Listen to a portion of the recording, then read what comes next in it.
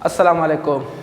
मां इलाही बख़्शो ॼण तव्हां सां हिकु दफ़ो ॿीहर गॾु साॻिए ॾींहं में साॻिए मौज़ूअ ते असां थोरी देरि पहिरियों ॻाल्हायो आहे शाह जो शेर ऐं शाइरीअ ते ऐं असांजो खुटायोसीं अची उहो खुटायो आहे जेतो बेत भायां से आयतूं आहिनि नियो मन लाइन परियां संदे पार ते इते त खुटायोसीं। इन खां अॻिते असांखे हाणे वधिणो आहे त शाह अब्दुल लतीफ़ भिटाईअ पंहिंजे इन शाइरीअ खे डॉक्टर गुरबख्शानी कीअं वाज़े कयो आहे। ॾिसो हुन तमहीद कीअं ॿधी आहे, तमहीद रुगो न शुरूआत जेका आहे उहा केॾी त बहितरीनु कई आहे ऐं कहिड़े नमूने सां हुनखे सम्झायो आहे त शाह लतीफ़ जी शाइरी जेका आलमी शाइरी आहे, आलमी फ़िक्र जी शाइरी आहे, उनखे कहिड़े नमूने सां वाज़े कजे थो ऐं हलिजे थो। हाणे असां उन खां अॻिते हलूं था ऐं उनजो आहे त कंहिं बि शाइर जी बुज़ुर्गी एतिरे क़दुरु क़बूल कई वेंदी जेतिरे क़दुरु मंझंदि जमाल जे मुशाहिदे माणनि जी क़ाबिलियत आहे।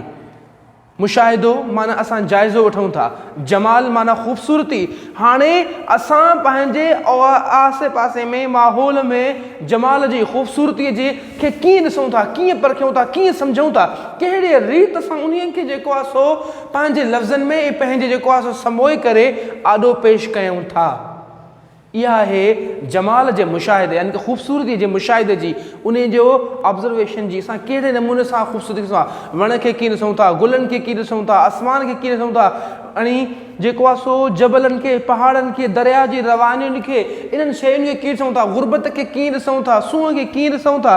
असांजे सॼा असांजो पंहिंजे ज़हन ते आहे, पंहिंजे जेको आहे सो मुनहसरु आहे त असां इन्हनि सभिनी शयुनि खे परखियूं कीअं था, उनजो मुशाहिदो कीअं था कयूं ऐं उनखे कीअं सम्झूं था। इते ई कंदे ऐं जेतिरे क़दुरु उन मुशाहिदे जे करे संदसि जीअ में जज़्बा ऐं उमंग उथनि था, जमाल जा पिणु एतिरा ई क़िस्म आहिनि। जीअं जीअं असां जेकॾहिं कंहिंखे ग़म में ॾिसूं था त असांजे अंदरि में जज़्बो बि ग़म वारो ईंदो आहे, जीअं ख़ुशीअ में ॾिसूं था त जज़्बो बि ख़ुशी वारो ईंदो आहे, कंहिंखे ॾुख में ॾिसूं था त असां पाण ॾुखोइजी वेंदा आहियूं, कंहिंखे जेका आहे जेकॾहिं कंहिंखे का असां करप्शन कंदे ॾिसूं था त असां में अंदरि कावड़ गुस्सो ईंदो आहे।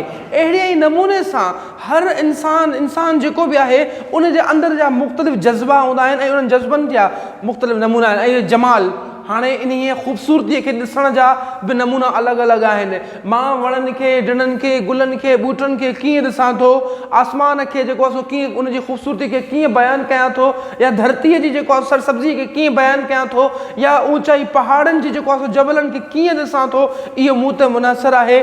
शाह अब्दुल लतीफ़ भिटाई जी शाइरीअ में इन्हनि सभिनीनि शयुनि खे वाज़े कयो आहे। डॉक्टर गुरबख्शानीअ पंहिंजे हिन मज़मून में त कहिड़ी रीत असां इन्हनि सभिनी शयुनि खे सम्झूं था ऐं जज़्बनि खे वाज़े कयूं था, उहो आहे जहिड़ो क तिबई जिस्मानी इख़लाक़ी ऐं रूहानी, पर दर हक़ीक़त सभिनी जो मोल हिकु ई आहे।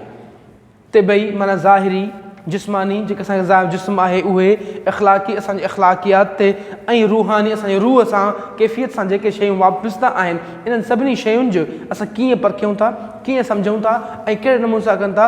पर जेकॾहिं असां शाइरीअ जे बुनियाद ते ईंदासीं त मां इहा पहिरियों बि वाज़े करे चुको आहियां, हाणे बि कयां थो त असांजो रूहानियत जे लिहाज़ खां मोल मतो साॻियो ई आहे। असां जॾहिं सम्झाणी कयूं था, महबूब असां पंहिंजो कयूं था धरतीअ खे, पर असां रूहानियत ते ईंदासीं त ख़ुदा ख़ालिक़ काइनात ते वेंदो। महबूब कयूं था असां पंहिंजो कंहिं जेको आहे सो जिस्मानी शइ खे, त पर जॾहिं असां रूहानियत ते ईंदासीं त उहा साॻियो ई असां मथे हली वेंदो। अहिड़े ई नमूने सां हर हिकु शइ जो हिकु अलॻि मक़सदु हूंदो या मोल मतो जेको आहे उहो साॻियो हिकिड़ो ई आहे। असां जहिड़ी बि शाइरी कयूं, तिबई कयूं, जिस्मानी कयूं, रूहानी कयूं, आख़िरी तत उते ई अचे बीहंदो आहे। अहिड़ी रीत थिए थो ऐं जंहिं वेस में पाण खे पधिरो करे थो तंहिं वेस जी पसंदि सां नीअ खे नवां नवां नेश अचनि था।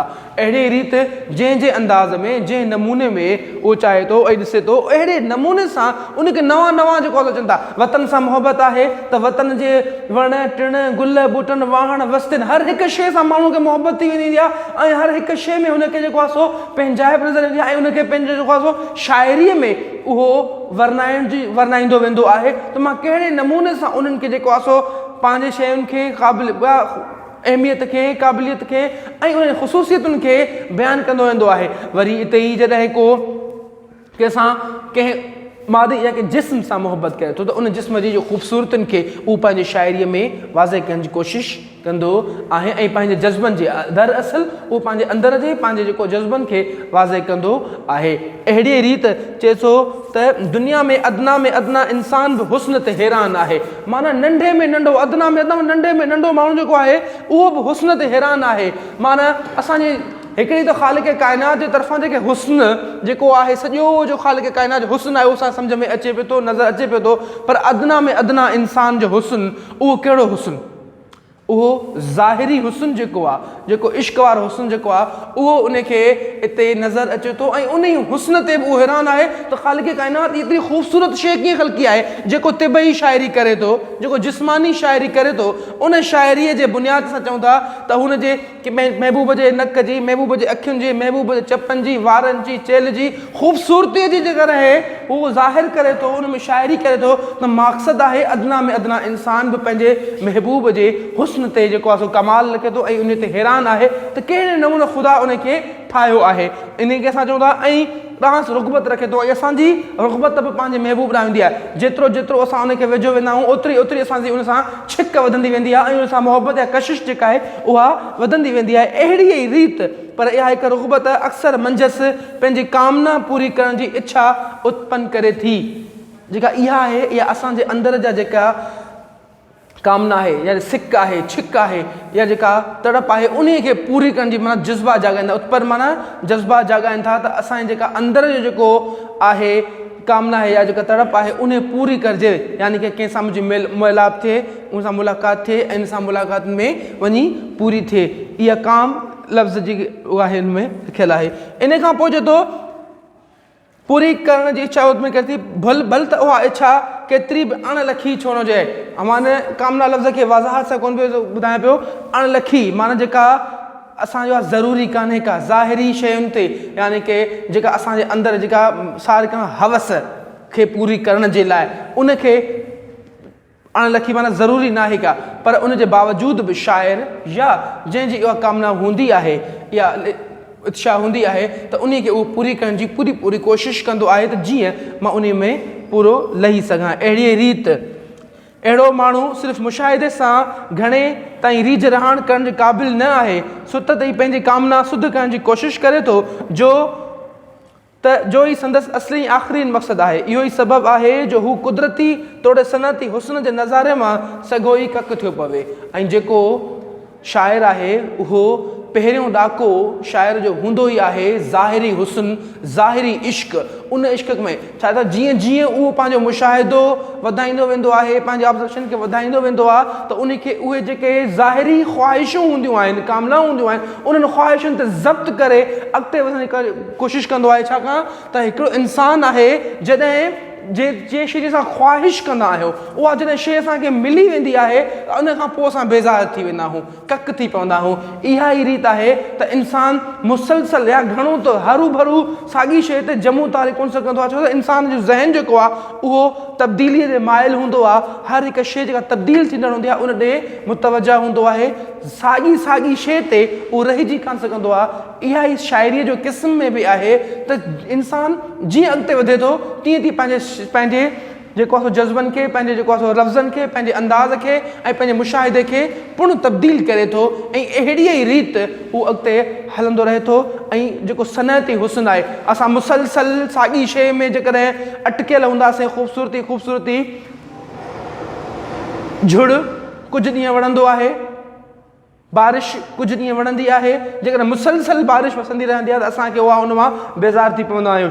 जेकॾहिं मुसलसल झुड़ हूंदो आहे त असां उन मां बेज़ार थी पवंदा आहियूं। मुसलसल गर्मी हूंदी आहे त बि असां उन मां बेज़ार थी पवंदा आहियूं। मुसलसल सीउ हलंदो आहे त बि असां उन मां बेज़ार थी पवंदा आहियूं। त हाणे सीउ घणो थियो, हाणे गर्मी अचे, छाकाणि इहा ई त छो त सनअती हुस्न माना जेको ख़ालिक़ जेको ख़लकियो आहे उन इंसान जे तबियत जे मुताबिक़ ख़लकियो अथई त हर हिकु शइ खे ओड़ी रीति सम्झाए सघिजे जो की इन इंसानु बेज़ार न थिए। त कीअं बेज़ार या कक न थी पए, छो त इन जे नमूने ते इहो पंहिंजे ज़हन खे तब्दील करे सघे थो ऐं सोच खे अॻिते वधाए सघे थो ऐं मुशाहिदे में जेको आहे नुदरत आणे सघे थो। इन जे बुनियाद सां अॻिते चऊं था त शाह लतीफ़ जी जेका शाइरी आहे उहा हिकु करी कोन्हे का, कॾहिं बि असांखे बेज़ार कोन थी करे। केतिरा ई अहिड़ा शाइर आहिनि जेके रुगो हुस्न ते लिखंदा आहिनि त हुस्न जी हाक ते लिखंदा आहिनि, जेकॾहिं रूहानियत ते लिखंदा आहिनि त रूहानियत ते लिखंदा रहंदा आहिनि, इश्क ते लिखंदा आहिनि त रुगो इश्क ते लिखंदा रहंदा आहिनि, कंहिं ॿिए मौज़ूअ खे कोन छुहंदा आहिनि। शाह अब्दुल लतीफ़ भिटाई उहो हिकु वाहिद शाइर आहे जंहिं सभिनी मौज़ूअनि खे गॾु खणी हलियो आहे ऐं हर हिकु मौज़ूअ ते हुन शाइरी कई आहे। रूहानियत हुजे, इख़्लाक़ियात हुजे, इश्क हुजे, या जेको आहे समाजियात हुजे, या पंहिंजे आसे पासे समाज में जेतिरा बि नंढा नंढा वाक़िया ॾिठा उन्हनि वाक़ियनि ते बि हुन शाइरी कई आहे। संदसि हर हिकु सुर जो अलॻि अलॻि मोल ऐं मतो आहे, मक़सदु आहे। जेकर असां ज़ाहिरी तौर ते ॾिसूं था, जेकर असां अंदरूनी तौर ते रूहानियत ते ईंदासीं त सभिनी जो मक़सदु साॻियो ई बीहंदो, रूह यानी ख़ालिक़ काइनात सां अची मिलणु।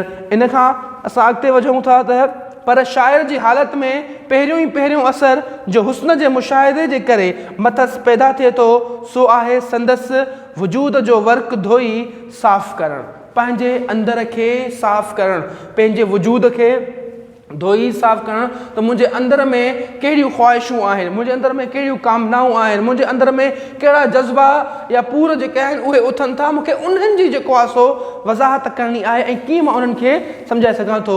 जेकर इन ते हू पंहिंजो कुदरत रखे थो त हू पंहिंजी शाइरीअ में नवाण बि आणींदो रहंदो आहे। अहिड़ी रीति असां चऊं था संदसि सारी हस्ती सूंहं वारी शइ जे मुशाहिदे सां भरिजी चिमटार थियो पवे।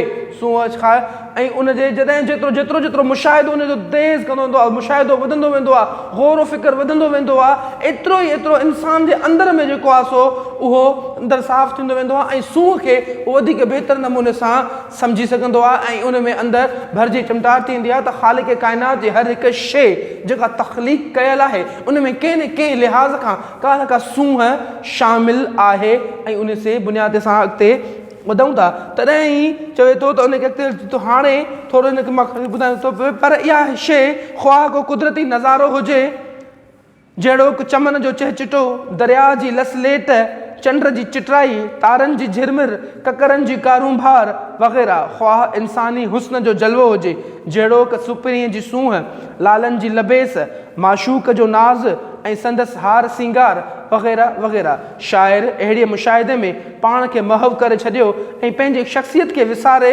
ख़ुदि ख़ुशीअ जो आरसी बनियो पवे। अहिड़ीअ वक़्तु ऐं अहिड़ीअ हालत में परूड़ियल हक़ीक़त नस्पसि उहा शइ न आहे पर ख़ुदि सूंहं जो सर जंहिं मां इहा शइ फुटी निकिती आहे। परूड़ींदड़ ऐं परूड़ियल शइ ॿई पंहिंजो पाण विञायो लय थियो वञनि। यूसुफ नाले शाइर इहा हालत हिन रीति निर्वार कई आहे त महबूब की सूरत में गुम होके वेख नज़ारा आप सारा। हाणे इहो जेके बि आहिनि शाह लतीफ़ जे असां जेकॾहिं शाइरी ते अचूं था, लालनि जी लबेस आतण अखर न हुजे, जहिड़ा गुल गुलाब जा तेरा मथन वेस, चोटा तेल चंबेलिया, हा हा हो हमेशह। इहो हिकिड़ो अहिड़ो शेर हुयो जंहिंमें हुस्न जी हाक कई आहे त वरी हुन पासे न थो चंड तुंहिंजी ज़ात पाड़िया न प्रियसी तूं अछो में राति सॼण नित सोझरा। इहा शाइरी हुई त होरां चएसि भई जेही तेही ज़ात जी जुंबिश नाहे जा, मूंसी हले सा जाजी मिठो न किरे। ईअं ई केतिरी ई शाइरीअ जा केतिरा ई जेके क़िस्म आहिनि शाह लतीफ़ वटि हर हिकु पंहिंजे अंदाज़ सां बयानु कयल आहिनि। जे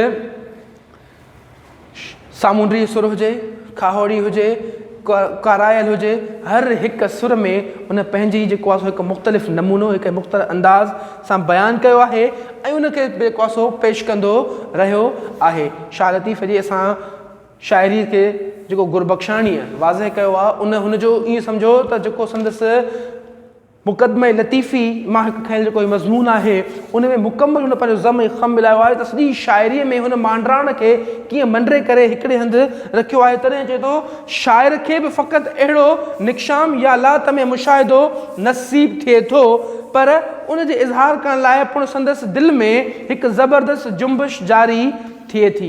हाणे जॾहिं बि शाइर उन खे सम्झाए थो, वाज़े करे थो त उन में हिकु ज़बरदस्त जुंबिश जारी थिए थी, माना उन्हनि सभिनी निक्शाम खे अंदर जी शयुनि खे वाज़ह कंदो रहे थो ऐं उन्हनि खे जेको आहे सो पेश कंदो रहे थो कहिड़े नमूने सां उहो अॻिते हले थो ऐं हलंदो रहे थो। त सिमाबी सूरतूं जे मुशाहिदे बाद संदसि ख़्याल अॻां तरी रहियूं आहिनि। सिमाबी माना ख़ूबसूरत, सूरतूं जेके बि आहिनि उहे कहिड़े नमूने सां अॻिते वधी रहियूं आहिनि, तिन खे हिकु मुहकम ऐं सुहिणी शिकिल ॾेई ॿियनि इंसाननि जी दिलनि में पुण अहिड़नि जज़्बनि उथारण जी कोशिशि करे थो। जॾहिं शाइर इन्हनि शयुनि खे ॾिसे थो सम्झे थो त उनजे आॾो जेके बि ख़ूबसूरत शयूं आहिनि, ख़ूबसूरत तकलीफ़ूं आहिनि, उन्हनि सभिनी खे न रुगो पंहिंजे आॾो पर ॿियनि जे आॾो बि उन्हनि खे ओहिड़ो ई सम्झाइण जी कोशिशि करे थो त कहिड़े न रीत जेको आहे ख़ालिक़ काइनात जो जेका तख़लीक़ हर हिकु शइ आहे, हुस्न आहे, उहो केतिरो न बहितरीनु आहे, उन्हनि खे सम्झाइण जी पूरी कोशिशि करे थो ऐं उन्हनि जज़्बनि खे जाॻाइण जी कोशिशि करे थो त तव्हां पुण इन्हनि शयुनि जो मुशाहिदो माणे सघो था, उन्हनि से सम्झाए सघो था या रखी सघो था जहिड़ा मुशाहिदा वक़्तु संदसि दिलि में उत्पन्न थियनि था, माना जाॻनि था, जेके जाज़्बा शाइर जी पंहिंजी दिलि में जाॻनि था त लाज़मी तौर ते उहे कंहिं ॿिए जी जेको आहे दिलि जा बि जेको आहे सो मुशाहिदो हूंदो ऐं उन जी तर्जुमानी कंदो हूंदो। शाह लतीफ़ बुनियादी तौर ते को कंहिंजो न कंहिंजो जेको आहे सो शाइर इहो बुनियाद ई आहे ऐं उनखे ई हू वाज़ह करण जी कोशिशि करे थो। ऐं ॾिसूं था असां अॻिते त हू पाण खे गोया हिकु पैगंबर या दाई करे सम्झे थो। शाह लतीफ़ भिटाई जी वॾे में वॾी जेका ख़ूबी आहे उहा हिन हिकिड़े कई आहे त पंहिंजो पाण खे दाई माना दावत ॾींदड़ या पैगंबर माना दावत ॾींदड़ करे सॼो आहे त जीअं असां सम्झी सघूं त हू जेको पैगाम ॾिए थो त उहो कहिड़ी रीत आहे ऐं कहिड़ी रीत सम्झाए थो, इन्हनि शयुनि खे सम्झणु घुरिजे त हक़ ऐं हुस्न जो होको ॾिए थो ऐं इंसान ज़ात जी उन्नति ऐं आसाइश जे कारण बणिजे थो ऐं सा माण्हू पुण आला इंसान वटां हयाती जे सचे मक़सद जो सबक़ भलीअ भित पिराए सघनि था। संदसि पैगाम हिकु क़िस्म जो इल्हाम आहे। मौलाना रूमी फरमायो त शाइरी जुज़वी अस्त पैगंबरी जा हलाइश कुफ़्रे दानंद अज़करी। हाणे असां इन्हनि शयुनि खे सम्झूं था त शाइरी जेका आहे उहा पैगंबरीअ जे बराबरि आहे। मौलाना रूमीअ बि पढ़ायो, शाह लतीफ़ भिटाईअ मौलाना रूमीअ खां पुण जेको आहे सो असरु क़बूल कयो आहे। उन जा केतिरा ई उनजी शाइरी में पंहिंजे बेतनि में 6 दफ़ा ज़िक्र त कयो ई कयो आहे, पर उनजे फ़िक्र खे फ़लसफ़े खे पुण अॻिते वधाईंदो रहियो आहे। ऐं शाह लतीफ़ भिटाई जी शाइरीअ में जेको हुस्न आहे, जेको इश्क़ आहे, उन सभिनी हुस्न ऐं इश्क़ खे पंहिंजे अंदर में समायो आहे ऐं ॿियनि जी तर्जुमानी कई आहे त साॻी मुशाहिदो ॿियनि जो पुण थी सघे थो। इहो ॿियो हिसो हुयो जेको मां तव्हांजे आॾो पेश कयो। हीउ हिकु मज़मून डिघो आहे, इन खे 3 हिसे में इन खे मुकमल करण जी कोशिशि कबी। अस्सलामु अलैकुम।